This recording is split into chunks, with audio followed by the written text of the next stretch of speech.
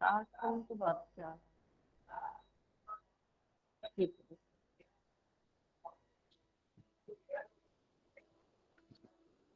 Good morning बच्चों। तो आज की क्लास हम स्टार्ट करते हैं।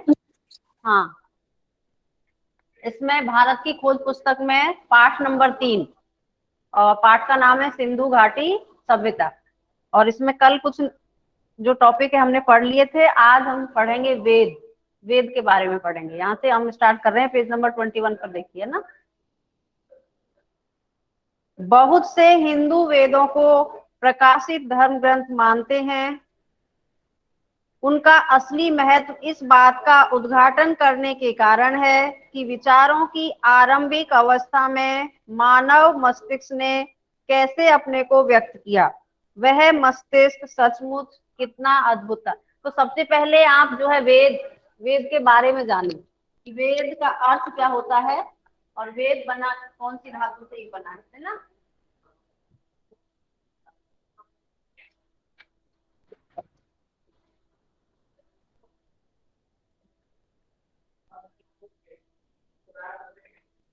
तो बच्चों वेद जो है, वेद बना है ये विद धातु से। किससे बना है वेद? विद धातु।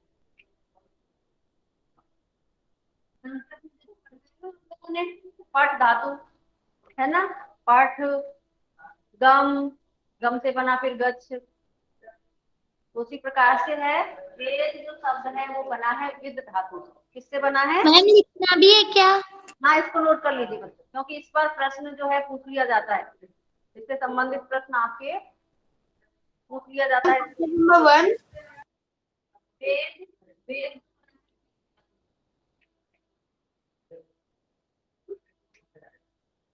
वेद विद धातु से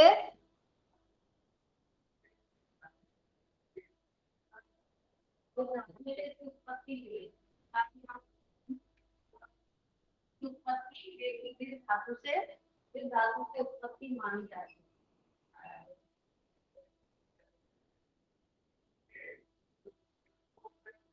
ठीक है, अब इसका अर्थ देखिए। और जिसका अर्थ क्या होता है? जानना। ये तो पूरा बोर्ड पर नहीं आ रहा है, इसके मैं ठीक से लिख देते हैं। इधर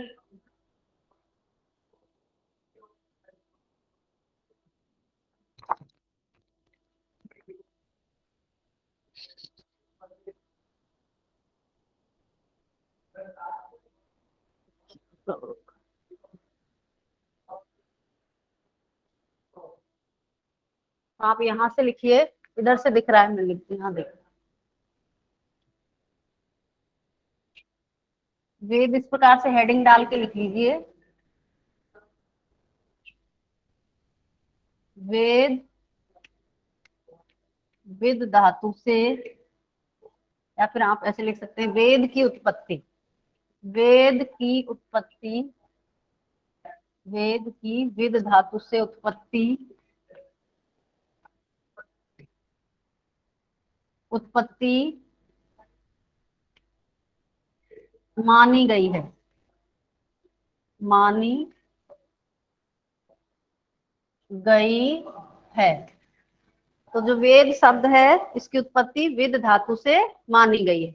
और इसका अर्थ होता है जानना। अर्थ क्या है इसका? जानना। क्योंकि ये प्रश्न आपके पिछले कई बार पूछा गया है परीक्षाओं में कि वेद शब्द का क्या, इसकी उत्पत्ति किससे हुई है, इसका अर्थ क्या है, तो इसलिए आप इसको नोट कर लीजिए ना। तो ठीक है, वेद की उत्पत्ति विद धातु से मानी गई है और इसका अर्थ है जानना।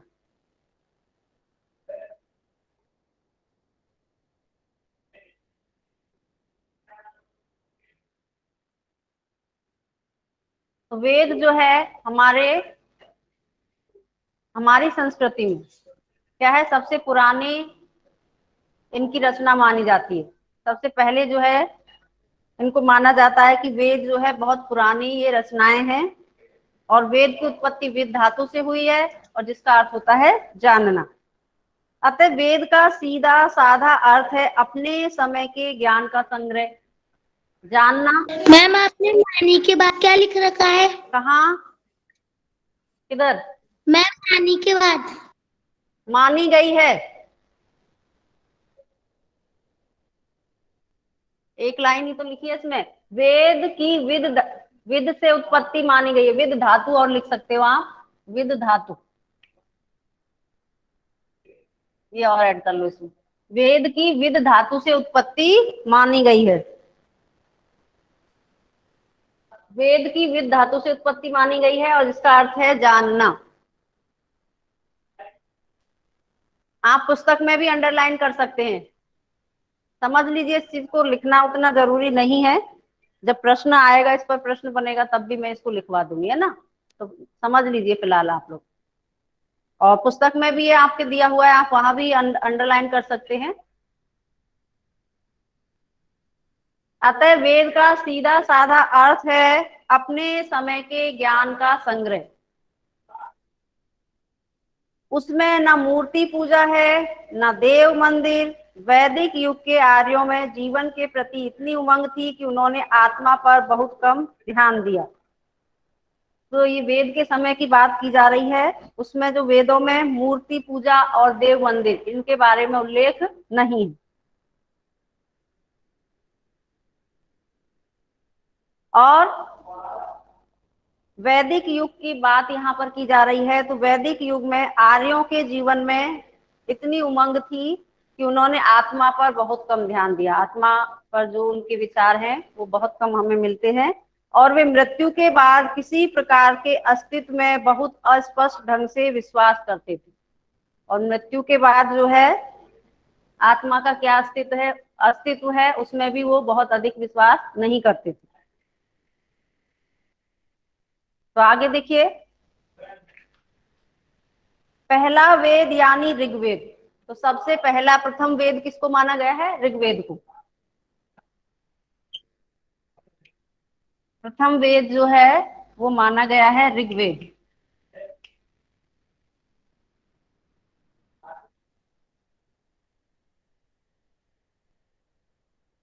पहला वेद यानी ऋग्वेद मानव जाति की पहली पुस्तक है। ऋग्वेद को जो ऐसा माना जाता है, मनुष्य जाति की ये पहली रचना है। इसमें हमें मानव मन के सबसे आरंभिक उद्गार मिलते हैं। तो इसमें हमें जो मानव मन के जो विचार हैं वो हमें प्रारंभिक अवस्था में जो है वो हमें मिलते हैं। काव्य प्रवाह मिलता है और प्रकृति के सौंदर्य और रहस्य के प्रति हर्षोन्माद मिलता है। और प्रकृति के बारे में जो है यहाँ पर बहुत अधिक उल्लेख किया गया है, बहुत अधिक प्रकृति के बारे में वर्णन किया गया है। इसके अलावा हमें मनुष्य के उन साहसिक कारनामों का रिकॉर्ड मिलता है जो लंबे समय पहले किए गए। और साथ ही साथ प्रकृति के अलावा और क्या चीजें मिलती है हमें इसमें? मनुष्य के ऐसे साहसिक कारनामे, अर्थात साहस भरे ऐसे कार्य जो बहुत पुराने समय पहले जो हमारे जो पूर्वज थे उन्होंने किए थे, उनका उल्लेख भी मिलता है। यहीं से भारत ने एक ऐसी तलाश आरंभ की जो उसके बाद कभी समाप्त नहीं हुई। सभ्यता के उषा काल में ही प्रबल और सहज कल्पना से संपन्न लोग जीवन में छिपे हुए अनंत रहस्यों को जानने के लिए सजग हुए। उन्होंने अपनी सहज आस्था के कारण प्रकृति के प्रत्येक तत्व और शक्ति में देवत्व का आरोप किया, पर इस सब में साहस और आनंद का भाव था। तो आगे यहाँ पर बताया है, जब वेदों की रचना हुई तो मानव सभ्यता का उस वहां पर जो है प्रारंभ ही था। मानव सभ्यता जो है वहां वेदों का जब रचना की गई तो मानव सभ्यता का प्रारंभ भी माना जाता है। और मनुष्य ने क्या किया? जीवन के जो रहस्य हैं उनको जानने के लिए वो सजग हुआ, जागरूक हुआ। और अपनी आस्था के कारण प्रकृति के प्रत्येक तत्व में उसने क्या है? देव शक्ति को अनुभव किया। बहुत से पश्चिमी लेखकों ने इस ख्याल को बढ़ावा दिया है कि भारतीय लोग परलोक परायण है। और बहुत से जो पश्चिमी लेखक हैं उनका क्या कहना है, उनका क्या विचार है? वो कहते हैं, एक मिनट, कौन है?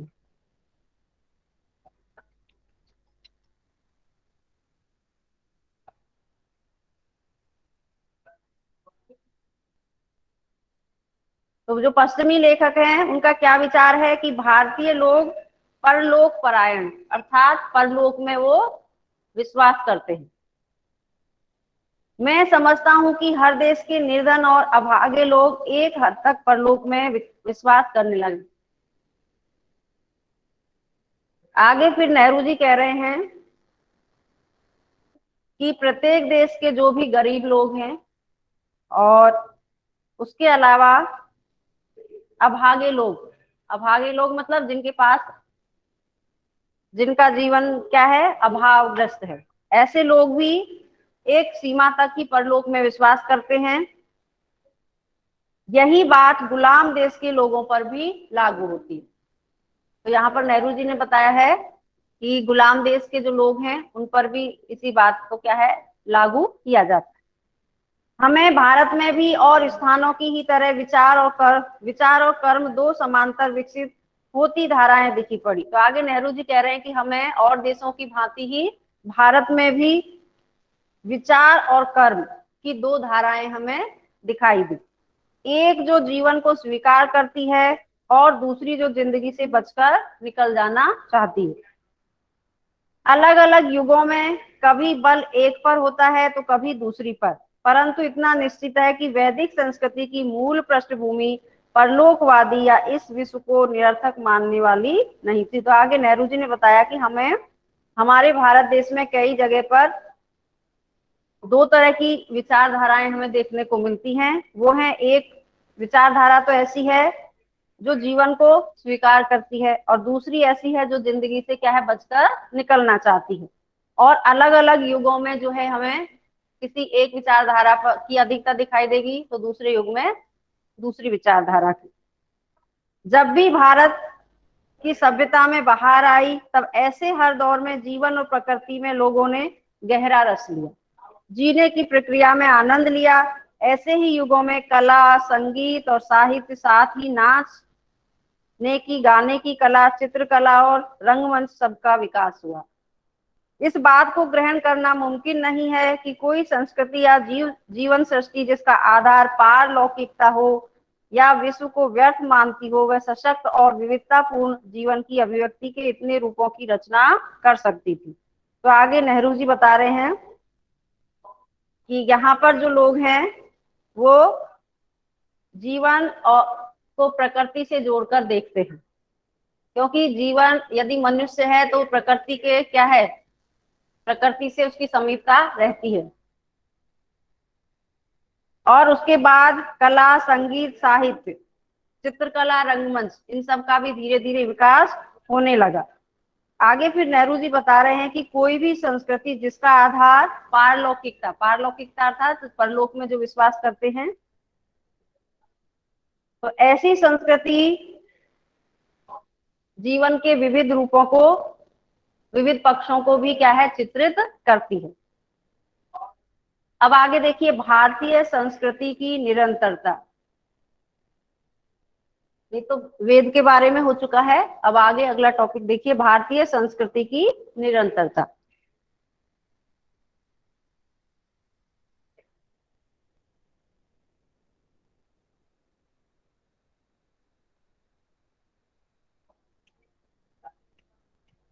भारतीय संस्कृति की निरंतरता।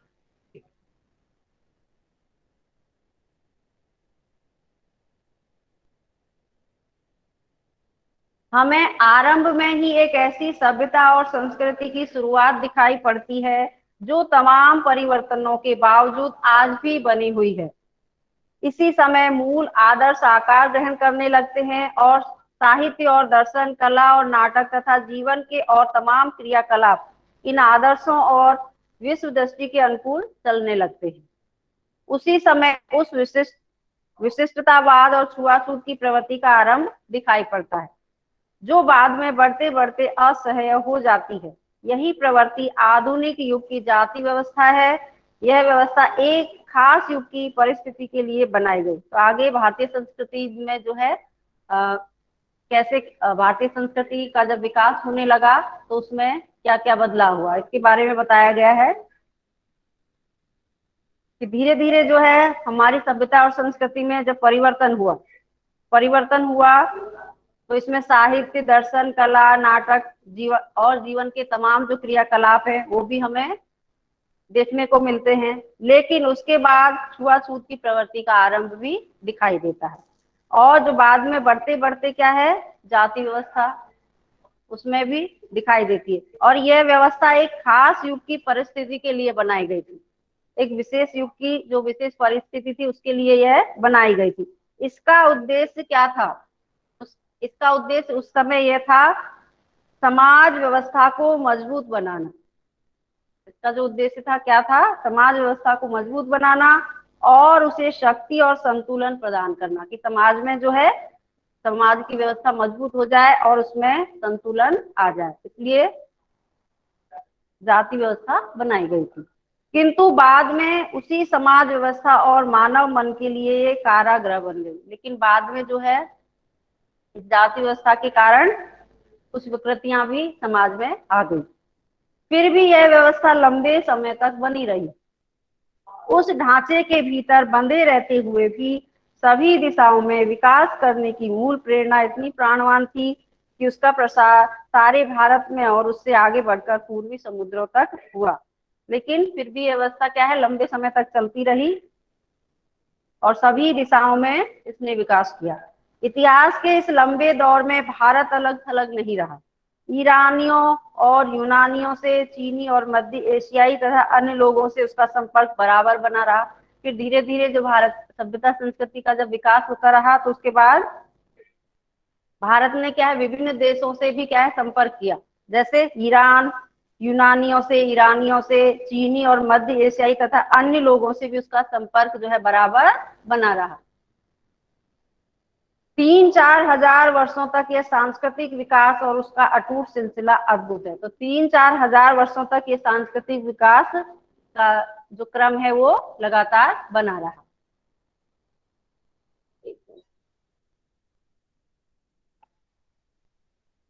आगे अब देखिए अगला टॉपिक है उपनिषद।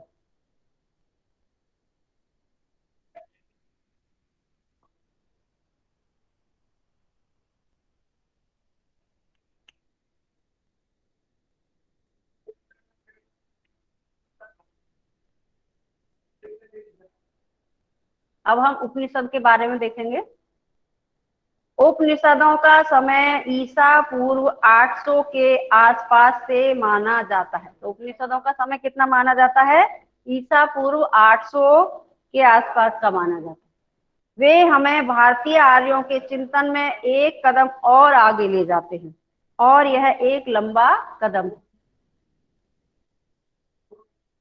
उपनिषदों में जांच पड़ताल की चेतना और चीजों के बारे में सत्य की खोज का उत्साह दिखाई पड़ता है। एक मिनट बच्चों,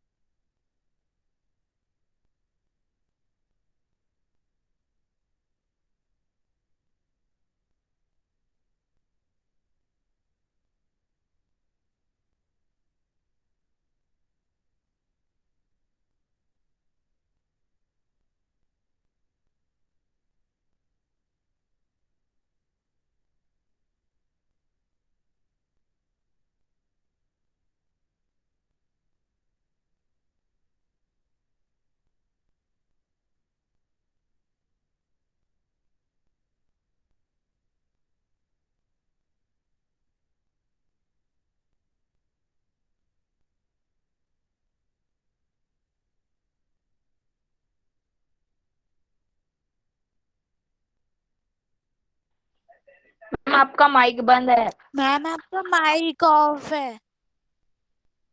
यस मैम। हाँ ओके ऑन कर दिया है। उपनिषदों में जांच पड़ताल की चेतना और चीजों के बारे में सत्य की खोज का उत्साह दिखाई पड़ता है। उपनिषदों में जो है इसमें सत्य के बारे में जो जो चीजें हैं, चीजों के बारे में सत्य की खोज का हमें पता चलता है। यह सही है कि सत्य की खोज आधुनिक विज्ञान की वस्तुनिष्ठ पद्धति में से नहीं की गई, फिर भी उनके दृष्टिकोण में वैज्ञानिक पद्धति का तत्व मौजूद है। वे किसी किस्म के हठवाद के को अपने रास्ते में नहीं आने देते। उनका जोर अनिवार्य रूप से आत्मबोध पर है, व्यक्ति की आत्मा और परमात्मा संबंधी ज्ञान पर है। इन दोनों को मूलतः एक कहा गया है। टंकी बंद किया।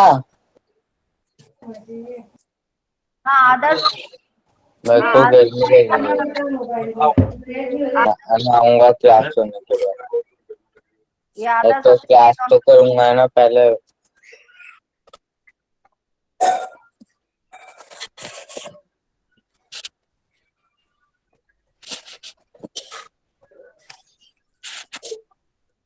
तो देखिए उपनिषद में क्या बताया गया है, इसमें अनिवार्य रूप से जिस बात पर विशेष बल दिया गया है, ये आदर्श अपना। मैम प्लीज म्यूट आदर्श। हाँ आदर्श, ये बच्चे क्लास अटेंड करते हैं तो तुम्हारा ध्यान पढ़ाई में नहीं रहता है कि क्या करते रहते हो फिर पढ़ाई छोड़ के?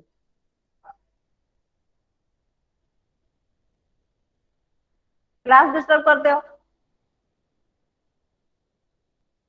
तो उपनिषदों में जो है अनिवार्य रूप से आत्मबोध पर जोर दिया गया है और व्यक्ति की आत्मा और परमात्मा संबंधी ज्ञान के बारे में इसमें बताया गया है। बाह्य वस्तु जगत को मिथ्या तो नहीं कहा गया, लेकिन पर उसे सापेक्ष रूप में सत्य कहा गया है।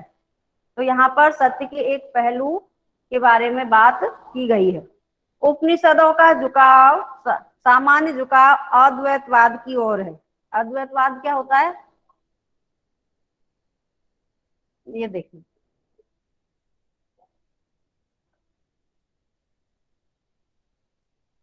अद्वैत, द्वैत का अर्थ है जो दो और अ का अर्थ है नहीं, दो नहीं, अर्थात ईश्वर की जो परम, जो ईश्वर है उसकी सत्ता को स्वीकार किया गया है और पूरे विश्व का संचालक, पूरे जो संसार का संचालक ईश्वर को माना गया है।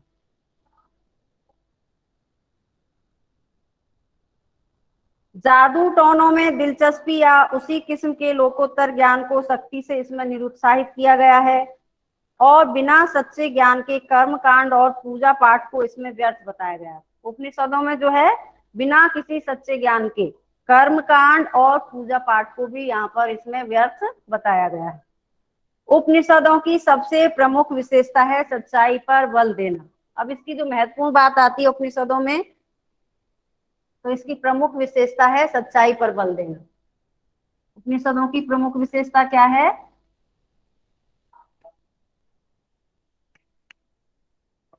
सच्चाइयों पर बल देना। सच्चाई पर बल देना। ये पुस्तक में भी है बच्चों, आप वहां से अंडरलाइन कर सकते हैं या लिखना है तो लिख भी सकते हैं। सच्चाई पर बल देना।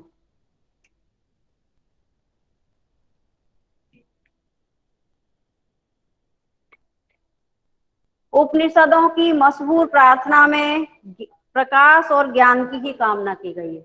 जो इनकी जो प्रार्थना की गई है ईश्वर से, तो उसमें प्रकाश और ज्ञान की ही इच्छा व्यक्त की गई है कि मनुष्य को क्या है, सही ज्ञान मिलना चाहिए और ईश्वर के द्वारा जो है प्रकाश मिलना चाहिए। तो प्रकाश कैसा? असत से मुझे सत्य की ओर ले चलो। तो इसमें बताया गया है उपनिषदों में कि जो मनुष्य है कामना करता है ईश्वर से क्या, कि हे ईश्वर मुझे असत से सत्य की ओर ले चलो, अंधकार से मुझे प्रकाश की ओर ले चलो, मृत्यु से मुझे अमरत्व की ओर ले चलो। बार बार जो है हमें एक बेचैन मन झांकता दिखाई पड़ता है जो निरंतर किसी खोज में, किसी प्रश्न का उत्तर पाने में लगा है। तो प्रमुख विशेषता इसकी सच्चाई पर बल देना है और जो कामना की गई है मनुष्य के लिए वो यही कामना की गई है कि असत से सत्य की तरफ ईश्वर जो है मनुष्य को ले जाए और अंधकार से प्रकाश की ओर और मृत्यु से अमरता की तरफ ले जाए।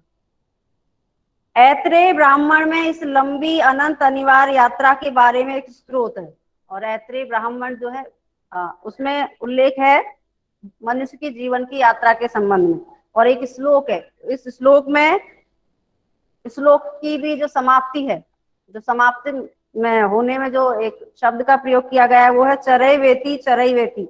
इसका अर्थ है हे यात्री चलते रहो चलते रहो। तो ये है उपनिषदों के बारे में। ठीक है, ये संक्षेप में जो है नेहरू जी ने बताया है। वैसे तो बहुत विस्तार में तो बहुत सारी चीजें आती हैं। अब आगे देखिए, व्यक्तिवादी दर्शन के लाभ और हानि। तो उपनिषद वाला टॉपिक जो है ये समाप्त हो चुका है। अब आगे है व्यक्तिवादी दर्शन के लाभ और हानि। उपनिषदों में बराबर इस बात पर जोर दिया गया है कि कारगर रूप से प्रगति करने के लिए जरूरी है कि शरीर स्वस्थ हो, मन स्वच्छ हो और तन मन दोनों अनुशासन में रहे। तो उपनिषदों में जो है इस बात पर बल दिया गया है। कौन सी बात पर बल दिया गया है? कि मनुष्य को यदि अपने जीवन में प्रगति करनी है, यदि अपना मनुष्य को क्या है विकास चाहता है, तो उसके लिए क्या है? शरीर स्वस्थ हो। ये तो पहली आवश्यकता है मनुष्य की। जब शरीर ही पूर्ण रूप से उसका स्वस्थ रहेगा तभी वो कोई और कार्य कर सकता है। तो शरीर स्वस्थ होना चाहिए, उसके साथ साथ मन भी हमारा स्वच्छ होना चाहिए और तन और मन दोनों से अनुशासित भी मनुष्य को रहना चाहिए। ज्ञानार्जन या और किसी भी तरह की उपलब्धि के लिए संयम और आत्म त्याग जरूरी है।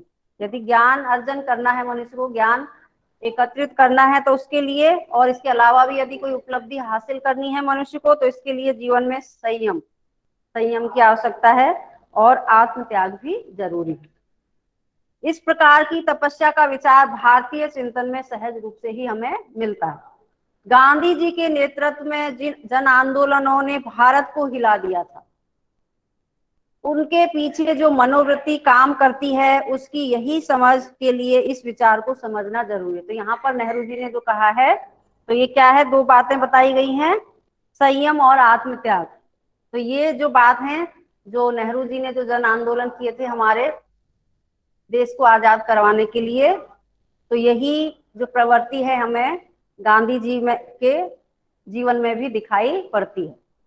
भारतीय आर्य अपने से भिन्न औरों के विश्वासों और जीवन शैलियों के प्रति चरम सहनशीलता के कारण उन झगड़ों को बचाते रहे जो अक्सर समाज को खंड खंड कर देते। तो भारतीय आर्य जो है वो क्या करते थे?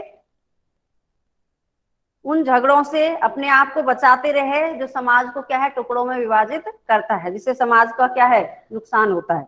उन्होंने एक तरह का संतुलन बनाए रखा।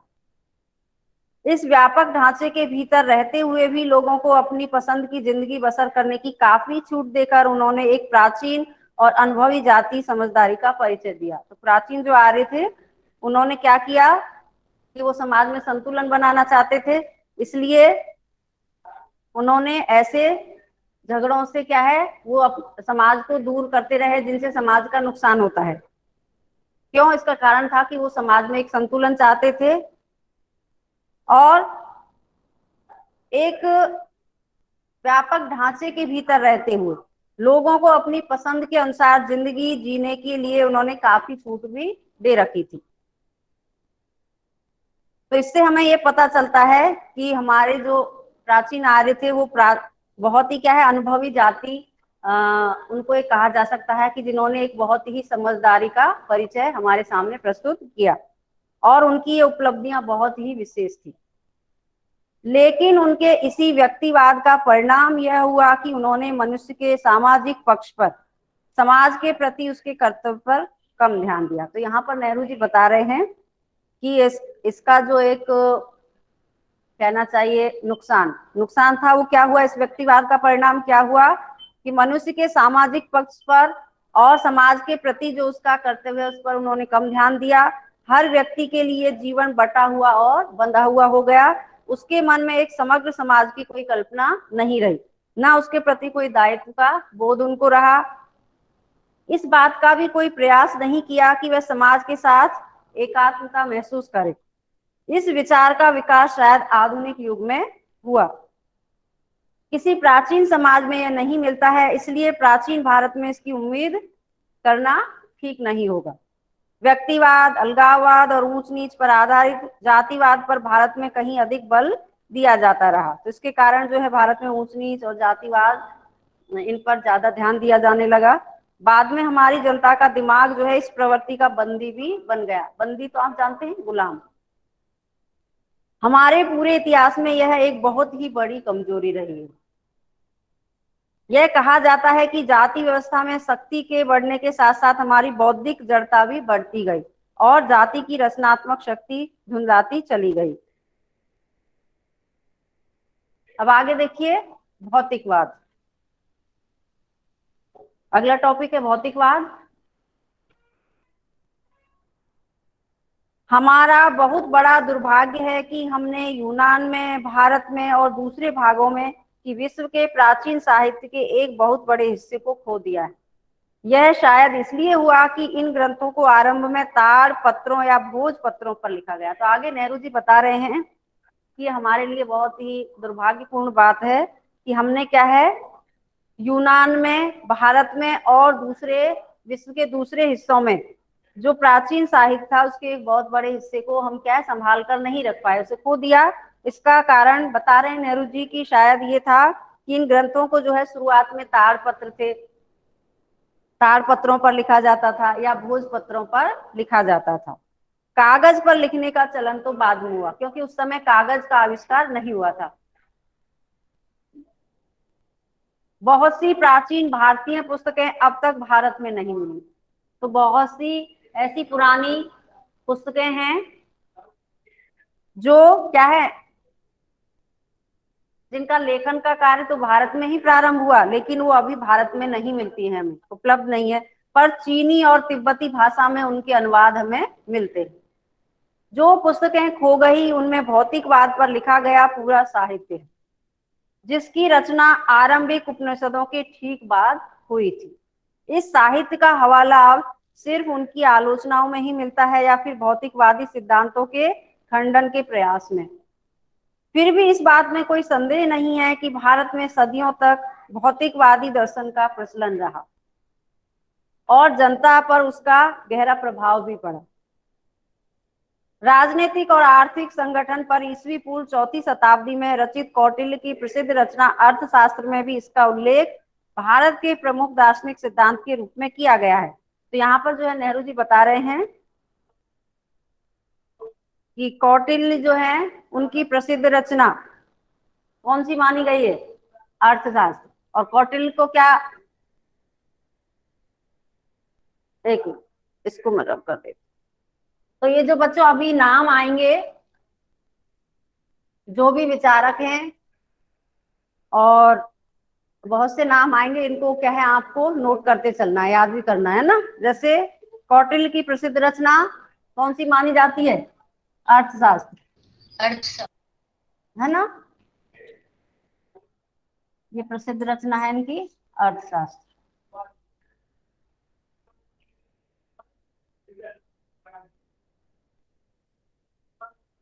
तो जो कौटिल्य की प्रसिद्ध रचना है अर्थशास्त्र, उसमें भी भौतिकवाद का उल्लेख मिलता है।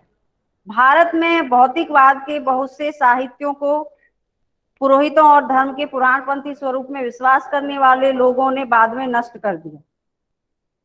भौतिकवादियों ने विचार, धर्म और ब्रह्म ज्ञान के अधिकारियों और स्वार्थ से प्रेरित विचारों का विरोध किया। तो भौतिकवादियों ने क्या किया, धर्म, ब्रह्म ज्ञान के अधिकारी और स्वार्थ से प्रेरित जो विचार थे उनका विरोध किया।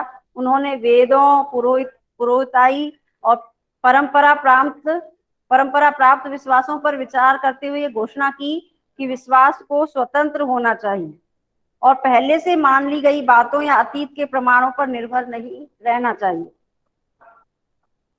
उन्होंने हर तरह के जादू, टोने और अंधविश्वास की घोर निंदा की। भौतिकवाद में जो है क्या था, उन्होंने जादू टोना और जो अंधविश्वास, इन सब की उन्होंने क्या है आलोचना की। उनका सामान्य रुख अनेक दृष्टियों से आधुनिक भौतिकवादी दृष्टिकोण जैसा था।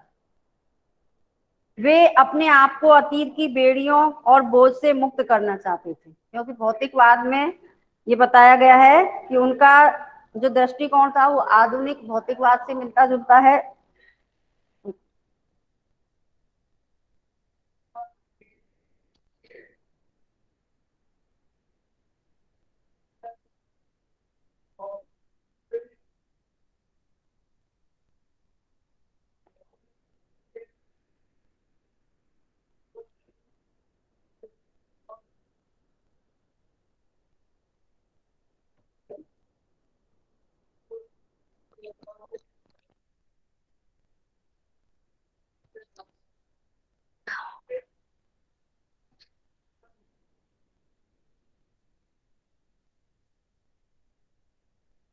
और वे अपने आप को अतीत के बोझ से भी मुक्त करना चाहते थे।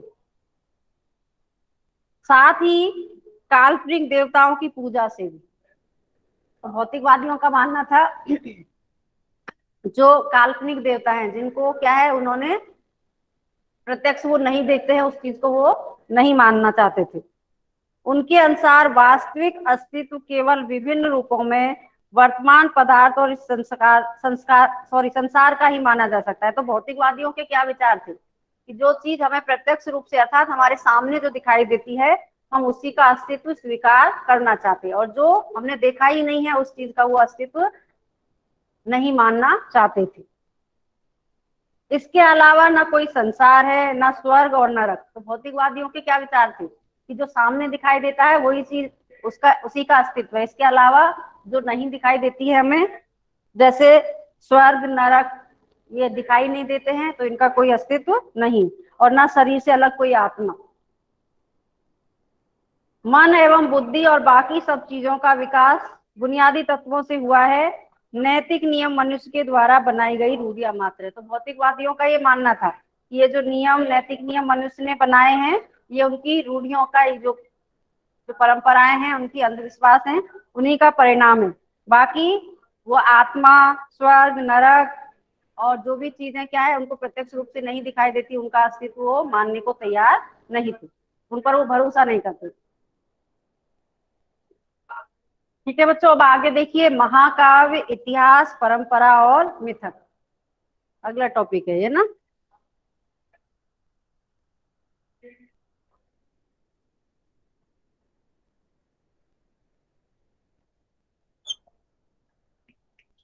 महाकाव्य, इतिहास, महाकाव्य, इतिहास, परंपरा और मिथक।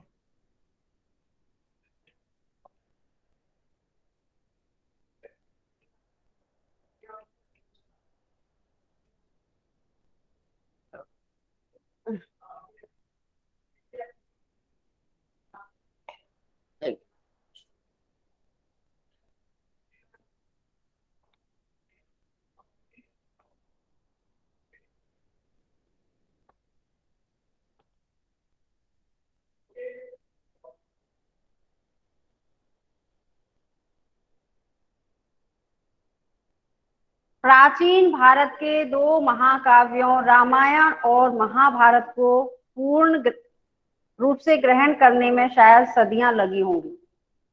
तो प्राचीन भारत में बताया गया है, और इनके हमारे जो महाकाव्य माने जाते हैं, दो महाकाव्य कौन कौन से माने गए हैं, रामायण और महाभारत।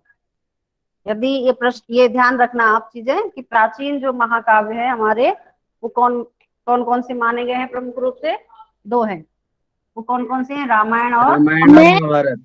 हाँ, रामायण और महाभारत। महाभारत। रामायण और महाभारत। मैम हाँ बोलिए। मैम हम्म मैम आपने परंपरा के बाद क्या लिख रखा है? अरे ये तो टॉपिक है, महाकाव्य, इतिहास, परंपरा और मिथक।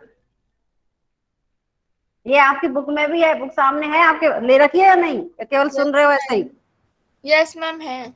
हाँ, यस पुस्तक मैम में है। देखिए, आपकी पुस्तक में आपको दिखेगा ये टॉपिक। यस मैम है।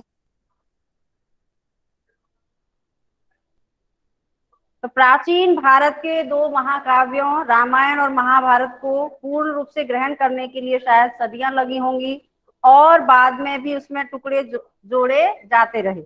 इन ग्रंथों में भारतीय आर्यों के आरंभ के समय का वृत्तांत है। तो ये जो हमारे प्राचीन ग्रंथ हैं रामायण और महाभारत, इन दोनों में ही जो भारतीय आर्य थे उनके आरंभ के समय का वर्णन मिलता है, उनकी विजयों और उस समय के गृह युद्धों का, जब वे अपना विस्तार कर रहे थे। तो आर्यों के जो विजय, तो युद्ध जो हुई उसमें विजय जब होती थी उनकी, और जो गृह युद्ध हुआ करते थे उनका भी वर्णन यहाँ पर मिलता है। मुझे इनके अलावा कहीं भी किन्हीं ऐसी पुस्तकों की जानकारी नहीं है जिन्होंने आम जनता के मन पर लगातार इतना व्यापक प्रभाव डाला। तो आगे नेहरू जी ने यहाँ बताया है कि इन दो ग्रंथों के अलावा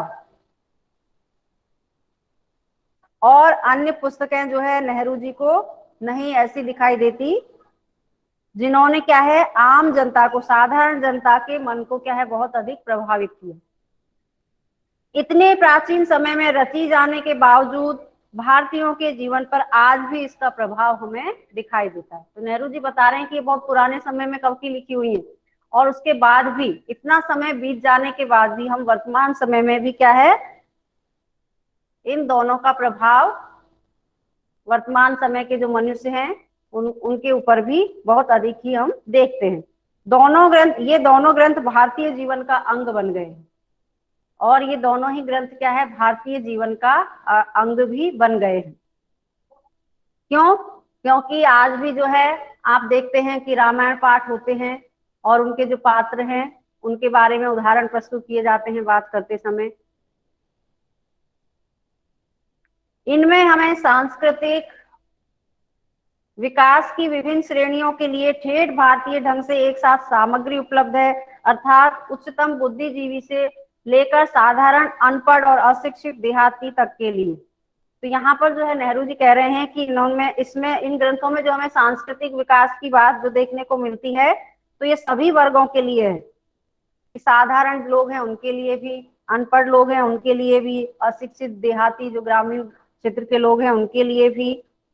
तो इनके द्वारा हमें प्राचीन भारतीयों का वह रहस्य कुछ कुछ समझ में आता है जिससे वे अनेक रूपों में विभाजित होकर जाति पाति ऊंच नीच में बटे समाज को भी एकजुट रखते थे, उनके मतभेदों को सुलझाते थे। उन्होंने लोगों में एकता का ऐसा नजरिया पैदा करने का प्रयत्न किया जो हर तरह के भेदभाव पर छा गया और बराबर बना रहा। तो इन दोनों ग्रंथों में हमें एक ऐसी संस्कृति की झलक मिलती है जो सभी वर्गों से जिसका संबंध है। भारतीय पुरा कथाएं महाकाव्यों तक सीमित नहीं है। तो आगे नेहरू जी कह रहे हैं कि भारत की जो प्राचीन कथाएं हैं वो महाकाव्यों तक ही सीमित नहीं है, उनका इतिहास वैदिक काल से उनसे भी पुराना माना जाता है और वे अनेक रूपों में संस्कृत साहित्य में भी प्रकट होती हुई हमें नजर आती है। कवियों और नाटककारों ने इसका पूरा लाभ उठाते हुए अपनी कथाओं और सुंदर कल्पनाओं की रचना इसके आधार पर की है। तो कवियों ने जो है इसका अधिक लाभ उठाया है और कवि और नाटककार जो है उन्होंने सुंदर कल्पनाओं के आधार पर अपनी रचनाएं की हैं। उनमें सत्य पर अड़े रहने, वचन के पालन का उपदेश भी दिया गया है। सत्य का अनुसरण करने का उपदेश उसमें मिला है और अपना जो वचन है, जो आपने एक बात कह दी अपनी बात पर क्या है उसका पूर्ण रूप से पालन करने का आदेश भी दिया गया है, चाहे उसका परिणाम कुछ भी हो। इसके बाद इसमें साहस, लोकहित के लिए सदाचार और बलिदान की शिक्षा भी दी गई है। कभी कभी ये कहानियां पूर्ण रूप से काल्पनिक भी नजर आती हैं। अच्छा ठीक है बच्चों, आज की क्लास हम यही समाप्त करते हैं। चैप्टर भी जो है काफी बड़ा है, अभी अगली क्लास में देखेंगे, है ना। ठीक, इस पाठ को घर में और आप पढ़ना एक दो बार, है ना।